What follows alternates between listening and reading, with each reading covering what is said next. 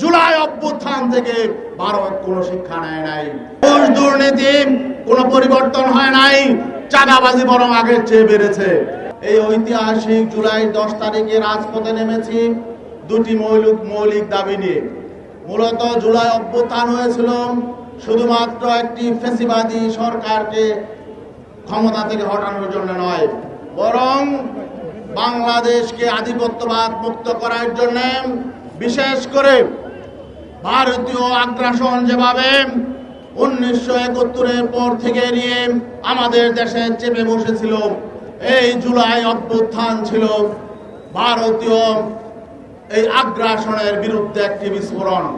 কিন্তু আমরা দেখতে পাচ্ছি এই অভ্যুত্থান পরবর্তী এখন নতুন সরকার যখন ক্ষমতায় এসেছে, আবার ভারত তাদের আগ্রাসী মনোভাব নিয়ে বাংলাদেশকে অস্থিতিশীল করার চক্রান্তে বেঁধে উঠেছে।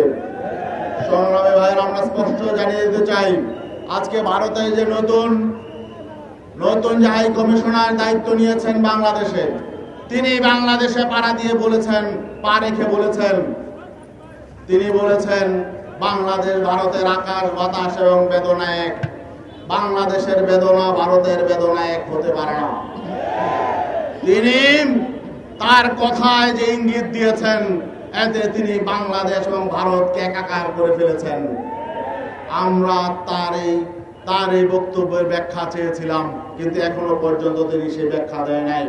আমরা মনে করছি যে এই বাংলাদেশকে ভারতের কররাজ্য বানানোর জন্য তাদের যে দীর্ঘদিনের প্রয়াস, এটা এখনো থামে নাই।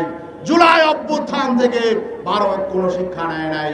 সংগ্রামী ভাইরা, জুলাই মানুষের মধ্যে যে আকাঙ্ক্ষা তৈরি হয়েছিল বাংলাদেশকে পুনর্নির্মাণের এবং বাংলাদেশে একটি সংস্কার কার্যক্রম পরিচালিত হবে, রাজনীতিতে গুণগত পরিবর্তন আসবে, সুশাসন প্রতিষ্ঠা হবে, ন্যায় বিচার প্রতিষ্ঠা হবে, বেকারত্ব দূর হবে এবং সুদ ঘুষ দুর্নীতি দূর হবে, চাঁদাবাজি দূর হবে, এমন আকাঙ্ক্ষা নিয়ে জুলাই অভ্যুত্থান হয়েছিল।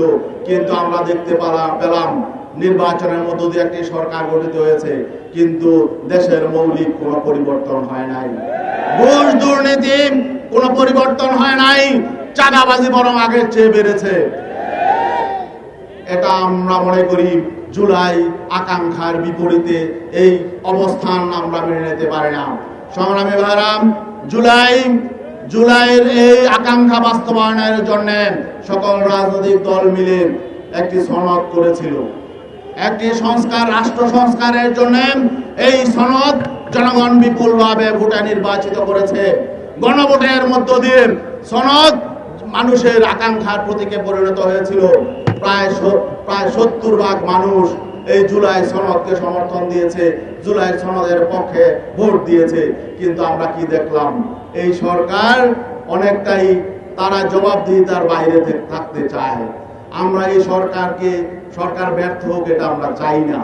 এই সরকার আবার আওয়ামী লীগ হয়ে যাক, এটাও আমরা চাই না। কিন্তু আমরা কি দেখতে পাচ্ছি, এই জবাবদিহিতার আওতায় তারা আসতে চায় না। জুলাই সনদে জবাবদিহিতার যে জায়গাগুলো ছিল, এগুলোকে তারা পাশ কাটাতে চাচ্ছে। আরেকটা মৌলিক বিষয় হলো, সেটা বিএনপিও তাদের ইশতেহারে অন্তর্ভুক্ত করেছিল যে এই পার্লামেন্ট নির্বাচনের পরে উচ্চ কক্ষ হবে। জুলাই সনদে উচ্চ কক্ষ ছিল এবং ভোটের রেশিওতে উচ্চ কক্ষ হবে, এটা জুলাই সনদের একটি মৌলিক বিষয়। আজকে 5 মাস অতিক্রান্ত হচ্ছে বর্তমান সরকারের, বর্তমান পার্লামেন্টে।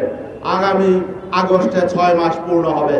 জুলাই সনদ স্পষ্ট আছে, 6 মাসের মধ্যে পিআরের ভিত্তিতে উচ্চ কক্ষ হতে হবে। কিন্তু আমরা দেখছি এই সরকার সেদিকে যাচ্ছে না।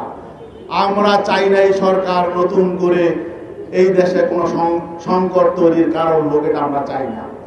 আবার নতুন করে আমাদেরকে আন্দোলন কর্মসূচি নিয়ে মাঠে নামতে হবে, এটা আমরা চাই না।